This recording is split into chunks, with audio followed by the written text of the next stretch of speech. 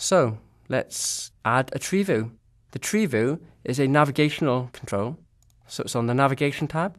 So let's select tree view and drag it onto the left-hand cell.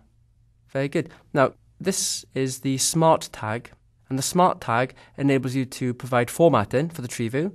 So, for example, I could choose from various different predefined styles that are incorporated in ASP.NET. So really, you can choose whichever one you prefer here. Some of them are extremely nice. I quite like the simple style, so we'll go for that. I will, anyway. No, it doesn't actually display much data, not real data, in the tree view at the moment. If you wanted to, you could write some code to programmatically populate that tree view with data, or alternatively, you can bind the tree view to a data source. So if you select the Choose Data Source list box, you can see Sitemap Data Source.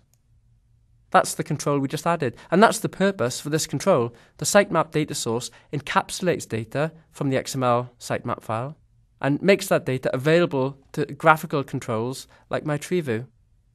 So straight away, without writing any code, I've created a tree view, and the tree view represents all the different pages that make up my web application. I suppose what we should do is to add some content onto the page itself. So let's just go back into the Standard tab and add a label, perhaps. And on that label, we'll set the ID to be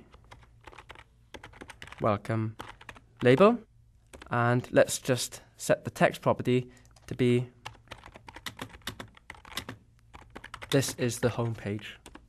Okay, one last thing and then we'll test it. I'd quite like the cells to be vertically aligned in this table row. So in the breadcrumbs at the bottom, let's select the table row and select tag, and then for the v-align property, let's vertically align on the top. Okay, that's much better. Right, well, we're at the point where we can actually test this now, so let's Control F5 to run the application. It'll run default.aspx, and as you can see, it has a navigation pane on the left-hand side. How easy is that? And each of these is a hyperlink.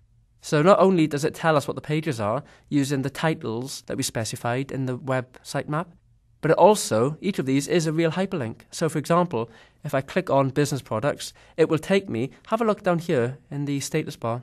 If I click on the business products link, it'll take me to businessproducts.aspx.